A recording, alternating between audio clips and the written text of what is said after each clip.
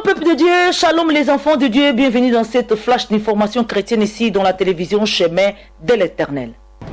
Mwana mwasi oyo bozali komona botala e malamu azali na kombo ya Naomi Mingungu yende moto azali likangu ya Gilbert oyo bomisi mama Nelly Salapamba na Kinshasa. Na miniti one boyebi ete depuis jeudi mama Nelly akufaki. Avis de recherche est lancé contre Gilbert et Naomi Mingungu. Donc bango mibale causateur ya liwa ya mama Nelly Salapamba akufaki bongo jeudi passé na Kinshasa. Kouta Suisse alongwaki lundi na aéroport à Genève, akomaki mardi na Kinshasa, mercredi et puis mobali ayaki kobomae jeudi kuna na mboka ya Kinshasa. Mawa mingi na communauté nyoso toza en deuil.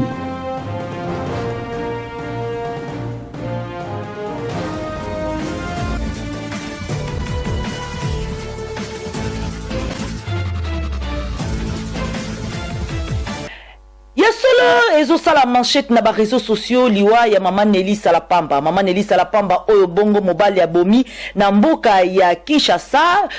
Salamaki bongo mokolo ya lundi passé oyo azwaki vol na Genève kokita na Kinshasa mardi et puis mercredi et puis ekokufa bongo jeudi. Voilà mes bien-aimés dans les séries mama Nelly Salapamba atiki bana 5 o bongo na 5 wana mibale ya yemoko biologique. La situation oyo ezo sala bato passe na mitema en tout cas ba o ba eba ki Nelly o ba partager ki na eba moment vraiment très fort, une femme très courageuse et très souriante. En tout cas ma bena motote motonyoso adlingaka mama Nelly Salapamba. En tout cas na mokonelo to ilibino plus ba information na ndenge kuna na Kinshasa ezolekana. En tout cas vous êtes toujours branché na télévision Chemin de l'Éternel na flash d'information o to pesa bino ba détail ya makambo nyoso ndenge esalamaki. Voilà des retours dans cette flash d'information chrétienne ici dans la télévision Chemin de l'Éternel. Kolobela mama Nelly Salapamba en tout cas oya oti kotika biso semaine passée jeudi oyo bongo alandaki mobali na mboka Kinshasa et puis mobali a bomaki selo ba information oyo tozwaki. Mais bien dans les seigneurs to ebete mobali tilelo aza yakokima en tout cas ba police bazoluka kuna na mboka Kinshasa et puis elongo na mosi oyo yazwaki tokubonga bona kombo ya likango pamba te azalaki déjà homme marié na kombo ya mama Nelly azaki épouse na ye légitime papa Gilbert na ba o nyoso bayebaki na mboka Genève. En tout cas aza ya kobunga kuna na mboka ya Kinshasa ba police bazali koluka ye ti tango oyo. En tout cas tosana correspondant na biso Lola Fariala na Kinshasa kuna oyo aza akozala na plus d'informations ya kopesa la biso yemi tazolanda dossier on va partir ya Kinshasa. Voilà mes bien dans les seigneurs. En tout cas na flash oyo to sepela ki mingi ko yamba pe moto oyo en tout cas alekaki na presque les mêmes situations. Tout ce truc tolobi presque parce que yé nzamba sala ki ngolo grâce à kufite azongaki na mboka ya biso poto o mais situation oyo ya mibali bazo kokende Kinshasa kokoma kuna babali bakoti mabala yé pa vivaki yango mama Angèle Luanga, une femme avec un grand témoignage oyo akoyokaki mongongo na nzambe pe à saisir grâce pe alonga ki libala na ye pe kolonga mobali na kati na mosala na nzamba. En tout cas tout kinde koyeba ba o pe bazo tout la salide côté ba o bazo zwa l'échec par rapport ya bitumba na kati na mabala na ba o pe bazo zwa elonga différence na bango nini bango basalaki nini oyo ba misusu bazangaki kosala oyo bazali kokota na kati na piège ya diable oyo ezomima bango tina liwa ndenge mimi mama Nelly Salapamba. Voilà mes bien dans les scènes sans plus tarder to yamba mama Angèle Luanga otoko débattre ne situation oyo ezo sala mitema passé na biso nyonso ba congolais awa na mboka ya poto.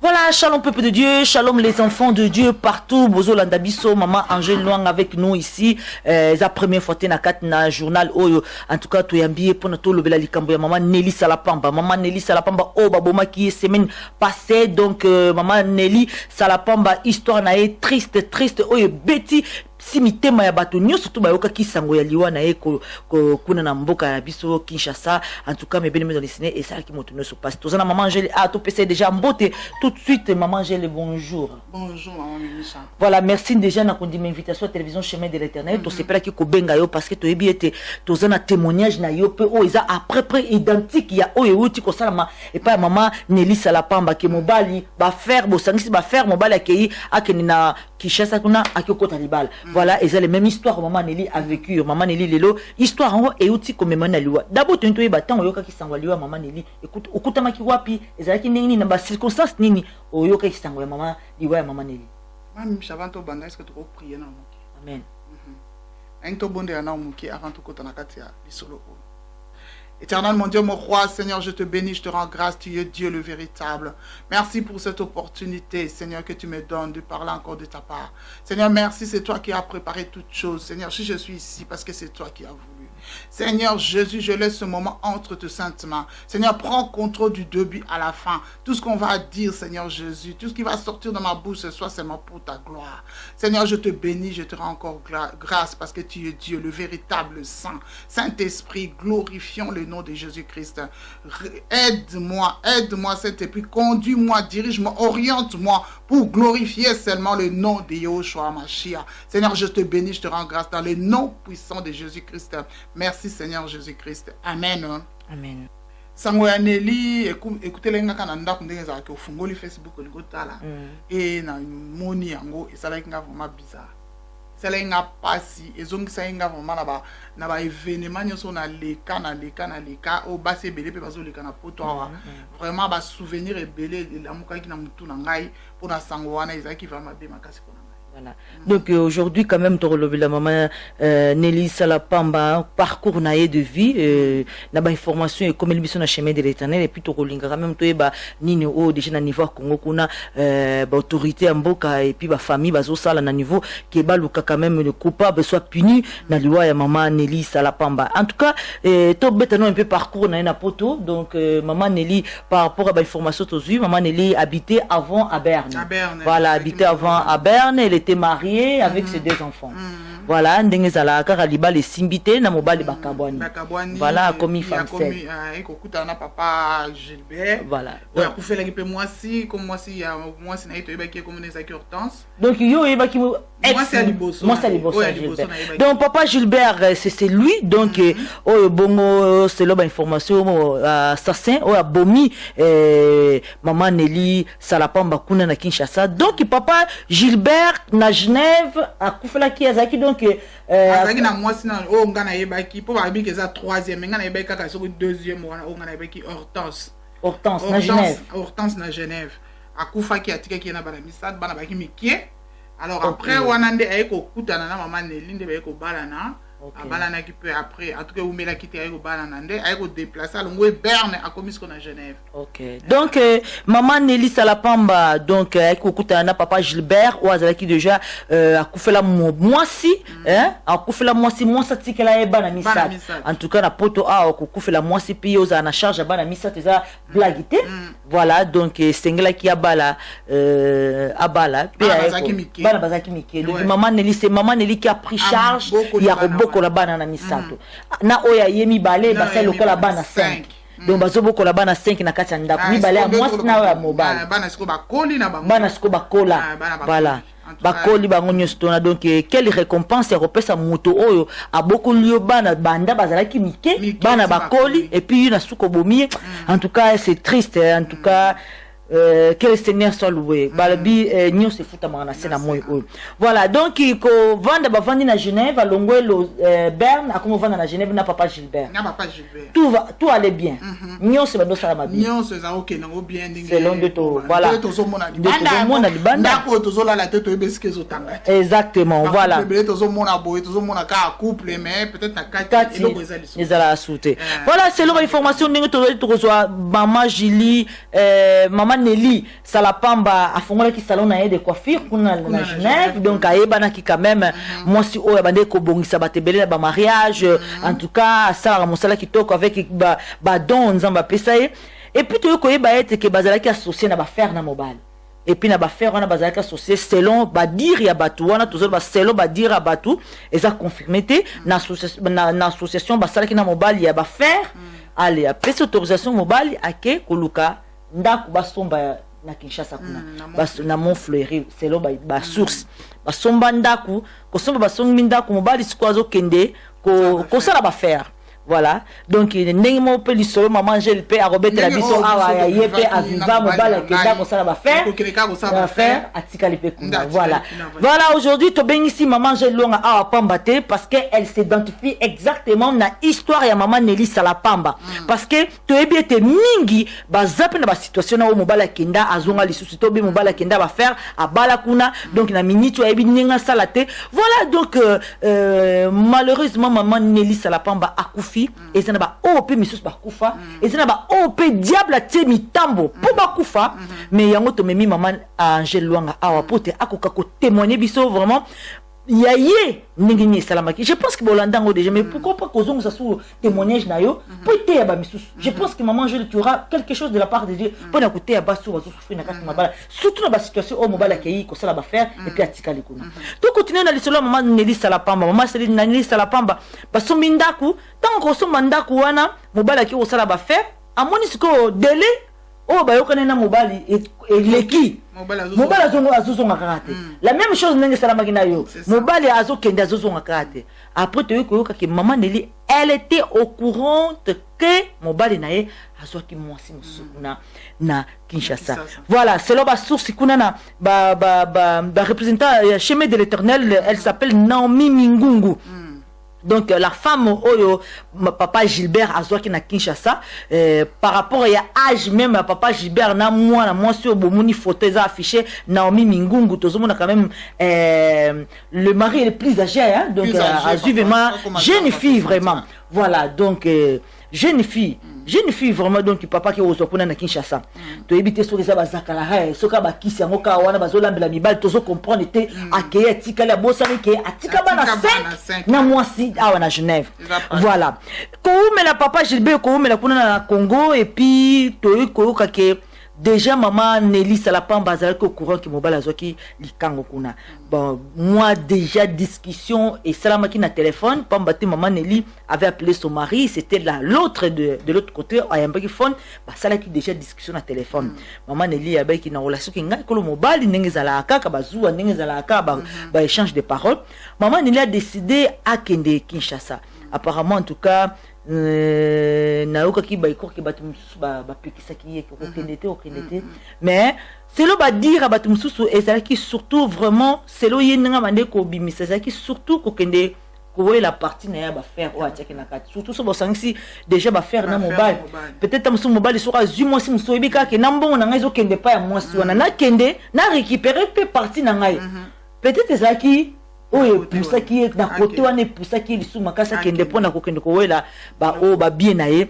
Voilà, donc le même liwe maman Nelly akenda ki Kinshasa komata na aéroport à Genève lundi akiti na Kinshasa mardi tout le ba maman Nelly azoika ka mercredi ya kopema kana Kinshasa mercredi ka komona Kinshasa mardi na mercredi tokol bakute ki mercredi ya kopema parce que zaki mercredi o mobala yaki akutaki ye na ndaku avanda ya ina makango koswa ne bandaki wana mercredi.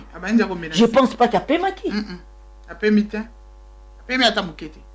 Voilà, mobile koswana donc mobile aye kokuta maman Nelly na kati ndako azozela ye surprise ya ebakite mais en tout cas pona tolo belango mingi teti na suka to préféré to tia grand frère ya maman Nelly azo expliquer après suite tilwana e koma ezalaki nini to yokaye après tout zonga tout de suite.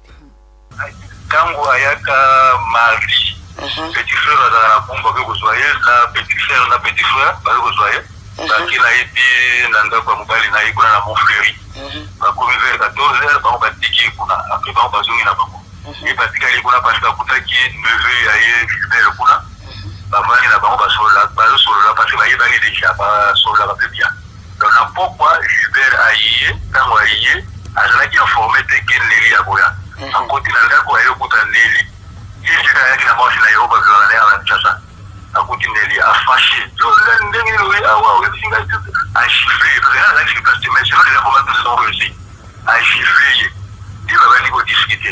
après discuter que la fille wana côté la chambre akangi chambre enfin ba discuter akangi chambre après Gilbert a dit à petit porte afungoli ba côté la chambre ba suite lamba na bango na ye Gilbert na ye fille yango ba bibi ça c'était mardi Nelly a décalé la ndako a dit voilà na ndako na tongo Gilbert aye a côté Nelly na neveu na ye na chauffeur a botte le contact pas chauffeur na ye Gilbert aye discuter chauffeur que bon maintenant le yo mosala no ici ayebisi mpe ndeve na ye banda lelo longo na ndako nanga kozalaka so na ndako na ngai te apengaki bango mibale wana batikali na Nelly ndenge basololaki na moyi wana toyebaki te apres sikemaki baso wana ye kaka Gilbert akei ntango akei na pokwa na moyi Nelly abimaki mpe na ndeve na ye bandi babengelaki me azongaki ye moko ntango amoni Gilbert akei babimi bayaki meme na sirembao balekaki na ndako te parce que bino fai tokutana ne lelo normalement na ndako to baparent alekaki mpe na ndako te ntango azongaki sikoyo hier na pokwa akoti na ndako Gilbert ayaki toyebi te ere na ayaki soki vraimen soki ere toyebi te siremaki abetaki ye parce que tokuti batrace ya makila na bamire na pavement partout tokuti batrace bakila ntango asalaki makambo na ye wana komo bazalaki ka bango mibale na kutu kaka atangeli ye na kati ya ndako ye Gilbert abimi na ye alors na tongo ya lelo malgré babenganaki ndeko wana alobi nazongaka meme comme bilamba na ngai nyonso etikala ye kuna na biloko na ngai nyonso ndandele kozwa yango comme abengi telefone ezosone ya Nelly telefone ezosone me azoyamba te abeti na porte eta mosala na pongi azoyamba te après pendant qu'il ye ezalaki wana chauffeur ka ye malgré babenganaki avion sepeke ezalaki akanda ya patron pete akozonga na mosala babandi kobenga bazwi ye te telefone ezosone naye kobenga siko petit frère wazala na bombo koma eza pembe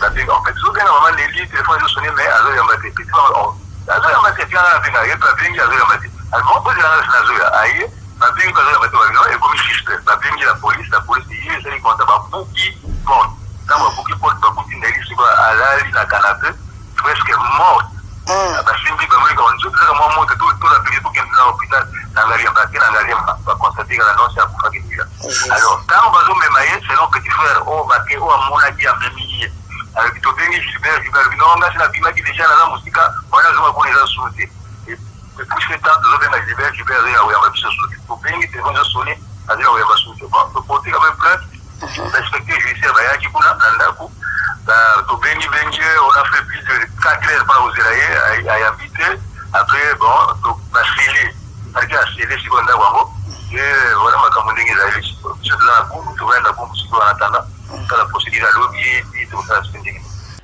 Voilà donc suite ndenge bauti kolanda grand frère ya mama Nelly Salapamba ndenge azoexpliquer ndenge baikokuta mama Nelly vraiment makila baigné dans les sangs hein donc na kiti kaka s'allonger na divan déjà à l'agonie donc il tombe à l'hôpital balobi qui est déjà si akufaki voilà maman Nelly akufa encore une fois moi si azali kokufa na baka ya infidélité comme baloba infidélité ramène la mort à la maison c'est biblique hein c'est biblique c'est biblique l'infidélité ramène la mort à la maison maman Gilles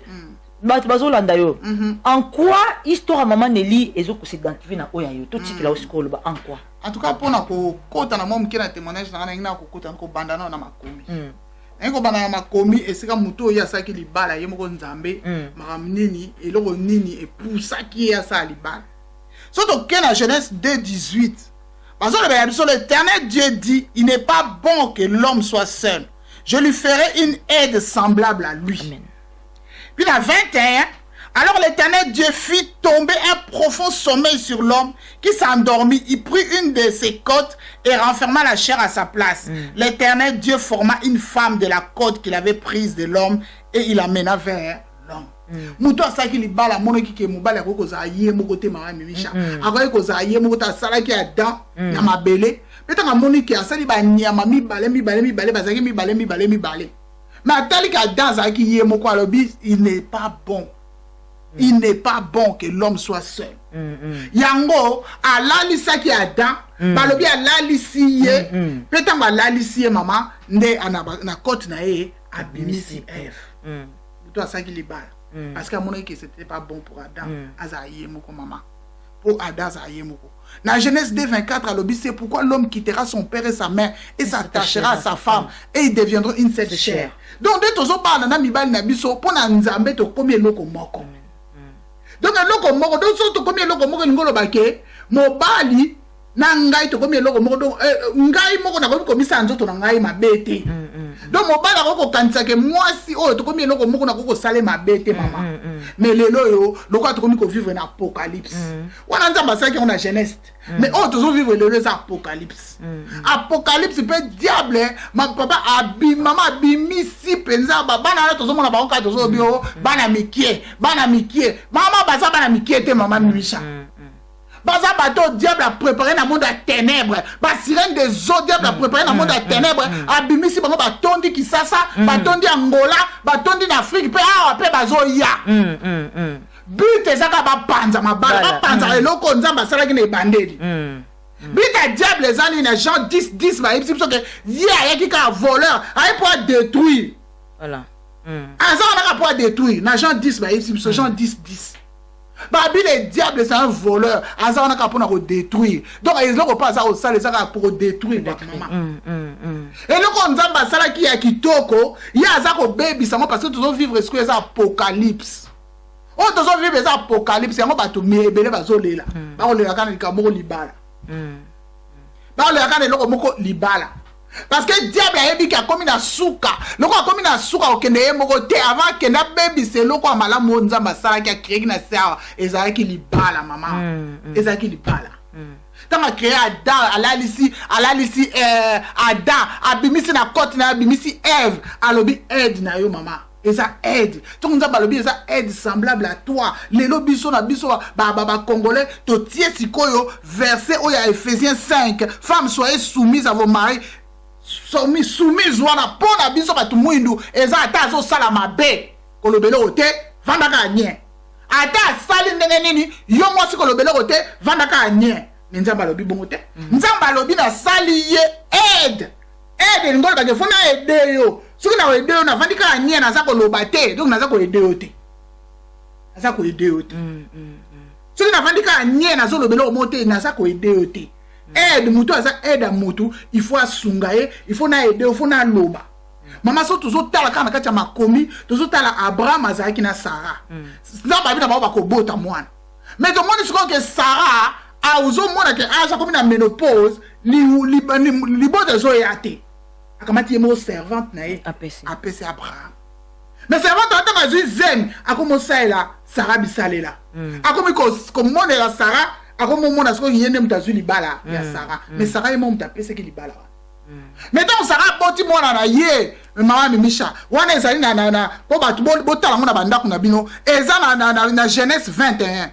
Tant Sarah boti mona Sarah ebisi Abraham alobi mwasi oyo mona na ye mwana na kokola na mwana ngati bengana mwasi oyo bengana mwasi oyo aide ya mobile ne asa aide tama sabi so ba aide azo sa musana ki aide akafana ki nyete afungule mundu wa Mimisha abi bengana mwana oyo na mwasi oyo mwana oyo akoko kokola na mwana ngaite Abraham aboyi mama aboyi alobi non Sarah eloko ni ngozo lo bawana wana pasa mwana ngana koko benga nete.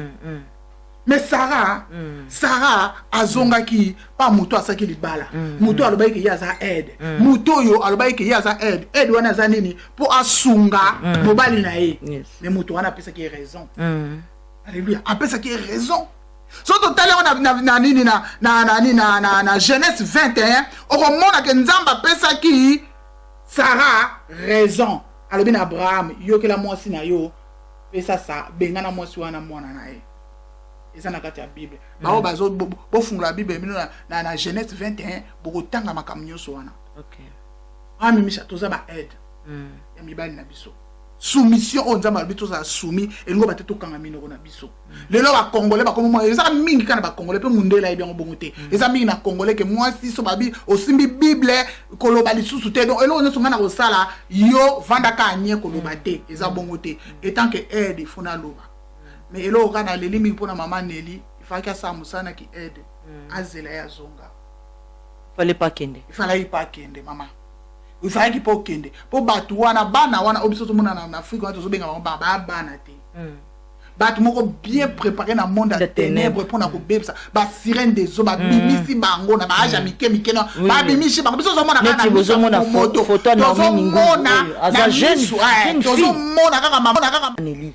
pona koka ko kima na piège ya munguna oyo lele meme na liwa selon biblique qu'est-ce que manque de maîtrise manque de maîtrise de soi balobaka langage nini a apporter que pas mobile na yo peut-être pelisa ki moto pour tout ça la moins différence on a parce que to yebe yo pose dans la même situation okenda ipe Kinshasa mobile kuna pas bala aso ki mwasi abala ki te mazui mwasi hein mais yo kei au mona ina mobile différence to yeba peut-être dans ce langage yo Ozaki par rapport à mobile non malgré ma bé c'était peut-être autre par rapport au langage ni il on est zanga ki maman Neli ni ne imagination na yo panda bitumba colère la chair était présente yongo sali que moto pele pe et me maina liwa la Bible zo la Bible soit mon peuple périt faute de connaissance ilo bezangi maman ezanga ka maman Neli wana kati wana ngana pona ngeza Yesu. Application de la parole de Dieu. Application de la parole de Dieu. Application de la parole de Dieu. Ngata mona gene ki sasa na gene pona kolanda mobilité na gene po papa kufi. Différence wana. Ngata gene po papa kufi nde na kei e na kokuta epeka na nini na yewa pena sina yoka kyango nyonso. Pele na komi kuna na kutika na situation wana na kenda ikuta ta ko lukate o mona masonga za azulenga eka pembeni wana même pas yo ezalai kana quartier sika moko même pas donc yo ndenge oyoka kiki mobali na Congo azui mwasi apparemment kutu mwasi ngazali na zemi pona yo jamais kutu kokoza na ba idée ki na landa mobali te na kene kolanda ye kuna na ko kolanda ye kuna te mama il faut zela ye etant que aide zela kana kati anda kuna yo pour ça musano ya ki aide nzamba abi na biso tozala aide na bango oye bisa na kati anda ko eloko ya zo sala keza malamu te zela akozonga popoto ezaka poto akovanda kuna 10 ans te et okoma ka mko msusa oyoka posa ki a changer chemise pour kuna nzuluka ka bango et ba silaka ten eza su malamu te et donc ekosenga eka kota na avion ako azonga donc maman Neli faka zele kaka awa il fallait pas landa il fallait qu'il pas landa il fallait zele ka awa et donc aide a ko lobela eka awa pour ko teka pe biloko ngo te biloko ngo eza ekozala kaka donc il fallait zele ka awa pour mobala meko zonga ko fanda kuna 10 ans te nde ko na ngeko nyata su loko ne awa pour somba su veste pour changer chemise ça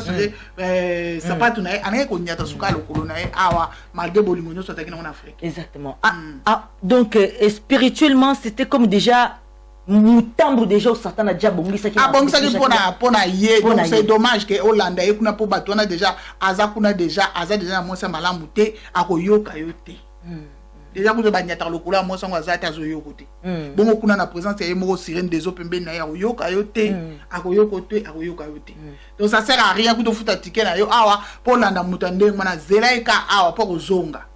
Et donc erreur pour na ngaya maman Neli ko landa ye kuna pour sale surprise ko sa mutande wana surprise te parce que tant ba koma kuna déjà ba lingi ba se ndenge wana mama il faut ko lo bango clair bolingo na yo bolingo pour na biso ba sa aweza asute pana ngamo na ebeke mobile nga linga sute pour za clair faut ba za suna bolingo no te donc en fait c'est un esprit envoûtement une fois aza envoûté donc atatika ki mwose kitoko na bana ayebi bango ayebi sute pour na ko biso ke zali basi moko préparer na monde à ténèbres exacto to mona bango ko azi mona muke kuna bana ba tiso ba azi mona muke ba bana te. Oui, Naomi Mingungu voilà, donc il faut qu'on ait affiché dans le journal Oyo. Moko préparer dans monde à ténèbres pour ba kusakana ba onka na mito abatu. Baza préparer dans monde à ténèbres, baza belé na kisasa baza la sirène des eaux ba pandi ba onka kisasa mo mbawana baza wana. Donc pour na kopanza ka mabala.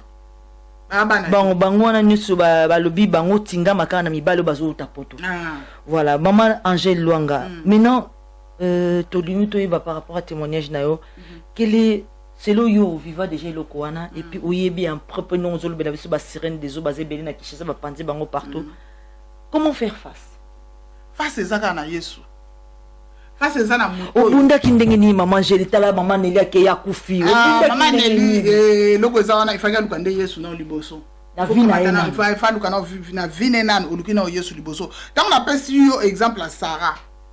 Sarah, on a plus exemple à Sarah que Sarah tali moi sur yemo wa pesa. On a ya Sarah ko yemo mta kamata ga pesa mobile na ye. O ya biso za biso yemo to pesite. Mais Sarah yemo ko pesa que moi sur na ko miko Sarah na muto a Sarah. Sarah tant a lobeli mobile. Bible zo loba mobile s'appelle ité. Voilà s'appelle ité. Abi moi na nga ko kitete moi sur pas ko kitete. A s'appelle ité. Bon pour nzamba lobela sa alobela nza alobela dani Abraham. Sarah qui n'est que se confier pas Nzambe. Sarah zonga ki na makulu ya Nzambe po ayebisa Nzambe yango Nzambe alobeli Abraham ke yo ke lande mwasi na yo. Dans nzela mso akokenete mama. Bitumba on eza ya nzoto te. Soki baso baza préparer na monde ya ténèbres yo ko kina na nzoto te na nzoto ko simba kuta tamukete. OK na bitumba na nzoto te za bitumba molimo. Amen.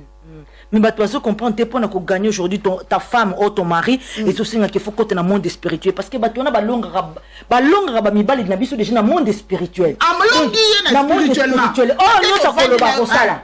Na va 20 ans, na va 30 ans, yebinga bien, yenga na bien. Akoko sa akoko déconner, makoko bossa na ngata akoko bolingo na ngeko longwa te. Mais c'est comme na point wana yo comprendre que ça sou yete. Et comme spirituel. Donc bitumba yi moi ça na kena on a spirituel kota mabe. Yo pe kena on a spirituel kota bien.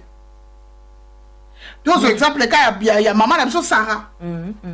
Sarah linga ki sous ko mona égyptienne wana pembeni na yete na mwana na ye. Alobeli mobile aboyaki.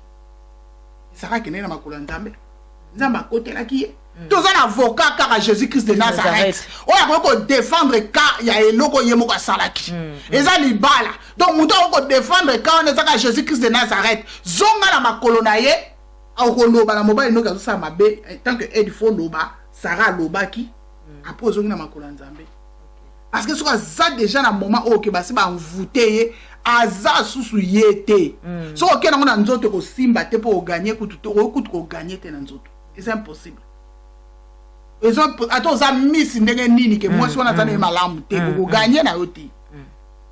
C'est spirituel. C'est spirituel. Et ça spirituel. Faut que na kana makolo Yesu. So ok na makolo Yesu, Yesu ne peut pas défendre yo pour Yesu ne Nzambe de mutegene na et pas Abraham pour dem Abraham yo comme moi sina yo. Je pense dans le livre des Actes des apôtres apôtre Paul a lobi yango tozo verset biblique toza nango en tout cas ba connaisseur ba que dans la partie dans la Bible ezo ba na biso que en tout cas une femme chrétienne, une femme wa Nzambe yé akoko boya mobilité parce que tant boya mobile zo limité puissance Nzambe okoko bombale pour Nzambe akoko ça la grâce à partir na yo mobile na yo azala sauver mais soki mobile yemoko païen alingi yo lisusu te moi Nzambe même la Bible nous conseille ya kotika mama okotika oko kenona nzoto te soki yemoko abina nga boyinga abimi na ndako akeina mama na fa na nga pe na ndako na tikali otikali ba nous sommes na Holanda na Holanda ça scandale te non na Holanda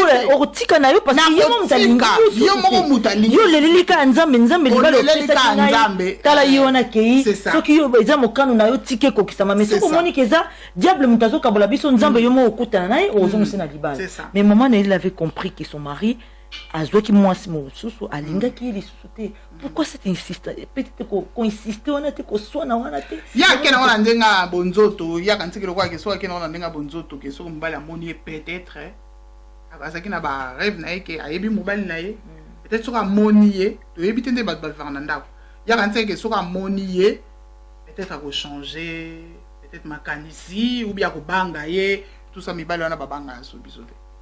So comme na point babanga atenga mbai nga banga ngata banga kite banga kata mama ngata banga ke lo monte. Donc mafu voilà. Donc toi qui n'es pas la personnalité à papa Gilbert. Papa Gilbert oyo otikala kina bana misato. En tout cas koboko la bana misato sans maman ils a passé na poto. Oyo kolinga maman Nelly o aboko liyo bana depuis moké malade maman Nelly était présente. kokende na bana na kelasi ba rendez-vous maman Nelly azui bana na comme bana na ye akolisi bana wana na bolingo nyonso. Quelle forme de récompense ya kopesa moto oyo abokoli yo bana hein obe ozelaki kaka bana wana bakola bakoma dépendant indépendant nourrice na ye donc bokola ngai bana parce que ngai moko na okokate après tant bana bakoli esili nango ale nga na kesa la vie na ngana ba quelle manière ya ko donc ça moninga li futi ya mabe vraiment c'est les pénal li futi ya mabe mokili yango ko na suka to ye yango nazo ba tozo vivre na apocalypse o tozo vivre le lo eza apocalypse maman Micha eza vraiment apocalypse diable asa déchaîné wa yebi ke komi na suka fa ke na ebili asa déchaîné po eza mabe ko mona ne moi mobali abomi moi na ekabe boye pona moi si mususu même ceux qui ezaki pona ayaki pona biloko oyebi ndenge ko calmer moi to yebi moi na yo akoye ko calmer ye mo yebi ndenge ko sala ti akoti ata na vie ato atika ko sala makamna ye mais non asali tour abeta moi ti moi ça ke na liwa en tout cas toujours vivre apocalypse. Voilà, mais bien dans les Seigneurs en tout cas to yebi ete ke ndenge to za boye famille basée ko silika makasi famille na France basée ko silika makasi en tout cas pour na bana en tout cas na niveau ya poto awa est-ce que plainte ils a déjà porté déjà plainte na Genève kuna ko ba été papa Gilbert un jour à kozonga kaka poto aza mokanda na ye donc akenela ke ba faire donc est-ce que bana na ye maman Nelly déjà c'est porter plainte na niveau à Genève kuna pour kozonga na ye awa quand même azala premier juger na mwasi oyo auti ko boma kuna na Congo poto ebi ke Congo na biso en tout cas justice to ebité so que ça la vraiment 100% ba okanga mutu boye après 6 mois une année ba futi mbongo mutu abimi mais en tout cas tout c'est ici bas en tout cas awa to ebité so ko kozonga en tout cas la famille est vraiment en alerte to éviter ce qui déjà plainte déjà basala na niveau à Genève mais par contre na niveau ya Kinshasa plainte izali baza toujours koluka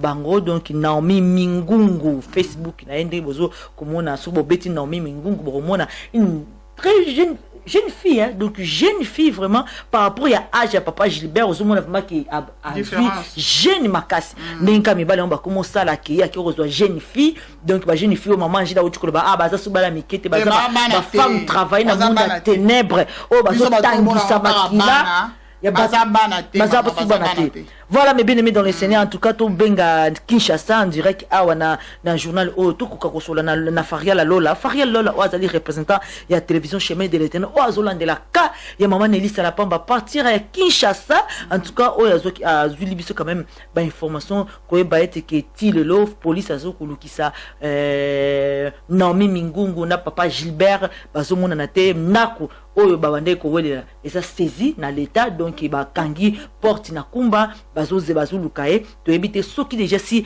ba arrêter bango bina noté voilà mais bien en tout cas to cause l'attentive à partir à Kinshasa kuna cause ba information ya ndenge nini procédure ezo sala makuna na ko linga ko coupable doit payer na liwa ya maman Nelly Salapamba okufuta awa na sepe okufuta pe na lola po nzambe pe akanga miso na makamba ko te maman en tout cas akofuta tozo souhaiter ma bête mais acte ya saleza mabe makasi o maman Nelly atiki bana na ye atiki pe bana pas beaucoup la ke kuma kaneti bana na ye donc atiki bana 5 awa donc eza passe ya lundi mobile na ye aibika ke mobile na ye bolingo alexa ka awa angopeka ko mona kuna te muto so sa vandi inane na Afrique to asa lekisi inane na Afrique mama te azasu ya yo pena complètement te donc avant ko kota na avion na wana zo yebisa ba obati kali avant ko so ba décision na ke ngana ni ko kende kuna ka ko landa mobile na nga mama il faut réfléchir deux fois tala bana na yo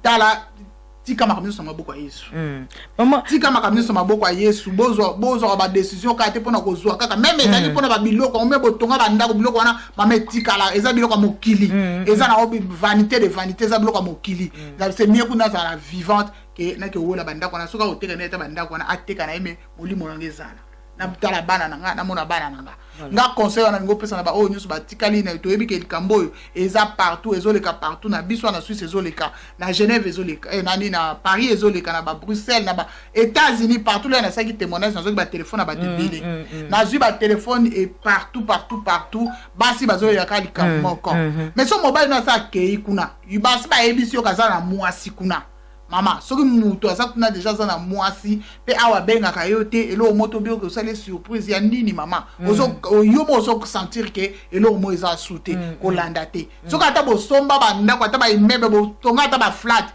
tikango. Nyoso eza biloko mokili. Ta lelo maman Nelly atiki biloko nyoso. Donc kanisa deux fois luka nzambe Luka Moubalu a décevoir biso te comme Jésus-Christ de Nazareth. Luka ye ya ko décevoir yo jamais. Luka ye kitisa makamyo sur likona ye moka yebinde ni akosala ye aza avocat na biso ye moka yebinde ni akosala. Mais ko landa te. Mama, to landa te. Musano ya ki edo nzama pesi yo zela mobile so ka zongi na kati ndako olobela ye mabe azo sala. Olobela il faut loba. Faut biso basi to fungula mnoko to loba. To za basi to fanda kanyete. So nzama bengi biso ba aide parce que faut na aider muto ya zo sa mabe. So na moni mwana zo sa mabe na koloba. Na koloba ke mwana zo sa mabe wana zo ko aider mwana. Lelo biso nyoso to loba nini? Kena kisasa kuna bano bazo boko bazo kola na bana Afrique za différent pour mama na biso baza ko beta biso mo mbata baza ko ganga. Mais ana poto ba pexi mundela pexi biso ko beta. Tozo bani ba parana biso na Afrique ba aider ki biso siko awa aide zate siko etant que ngai muto nzamba lobike na za aide ya mobile nanga donc il faut na fungula munoko na loba etant que aide basi ope bazo sa mibali bazo sa mabe mingi ba vanda ka nie ba loba no côté pour na obo ya ba problème te ozo sa pe ozo sungete donc faut loba faut fungula munoko no loba donc ça musala ya ki aide il faut loba mais bolanda te maman bolanda na Afrique te basi wana baza bana te ozo jeune fille au moins mukie au 17 ans kaka au 16 ans ba bana te bien préparé na monde à ténèbres so ok na tête à tête na ndenga moto ka bebo o kokete asa uza kitoko ndenge ni ata lati ndenge ni o kokete faut que nende ndenga molimo donc na ndenga molimo na makolo ya Yesu Masia.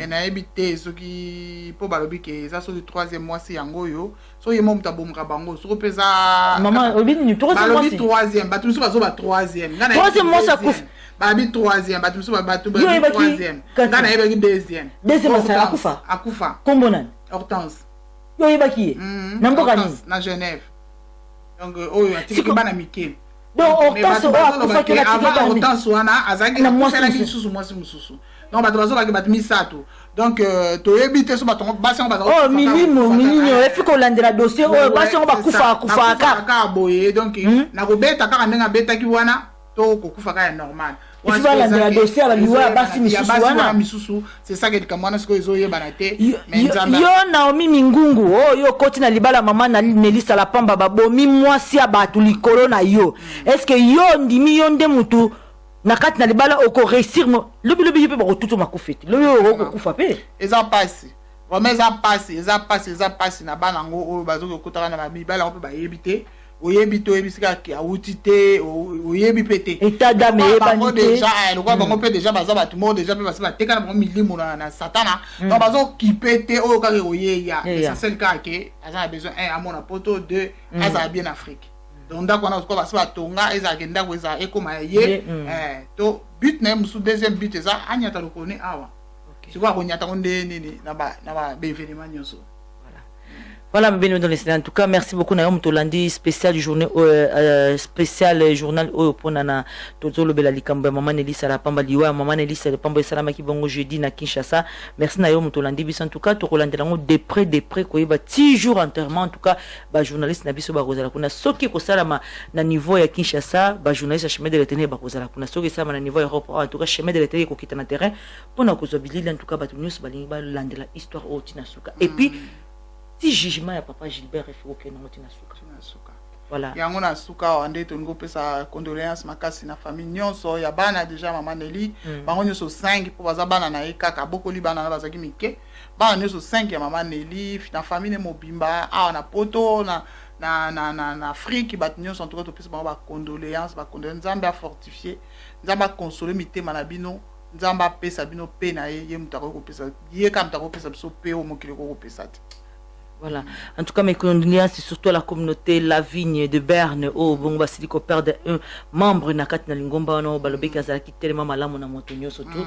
Voilà, mes condoléances à la famille biologique, aux enfants aussi, donc surtout dans le Congo, kuna bande kona union so baza vraiment abattu et puis comme on a dit qu'on a vu ça au type potoyer, basu tout temps ko sola nande kona bangote, basu tout temps ko yambande kona bangote, mbala moko mobali aiko bomae kaka na tamukia ko koma na Kinshasa mobali abomae na makofi. Voilà mes bien-aimés dans le Seigneur, ils ont participé mawa en tout cas liwa maman Nelly ils ont bouleversé motunyo surtout awa na Suisse. Voilà en tout cas toko sukisa awa boza toujours branché na télévision chemin de l'Éternel bozo ba nouvelle en tout cas nyoso ndenge ko salama toko zang sa te comme la bino na banda ko na bino merci na yo muto lande biso. O ya moni ki to pesi information eza correct te Jesus juste te numéro téléphone eza affiché benga biso pesa biso eza version a vraie version parce que nyoso tozo lobeza ka les ont dit ba lobaki boye o ya lobaki boye famille pesi boye en tout cas est-ce que nyoso eza correspond en vérité non biso toza ba pantisango tolobi et puis so bo moni ki eza ibongote bo informer biso vérité za wa beto pour to ko informer pe na batu mususu là mais bien aimé dans le Seigneur chemin de l'Éternel toko zalawana en tout cas pour nabino que le Seigneur vous bénisse à la prochaine.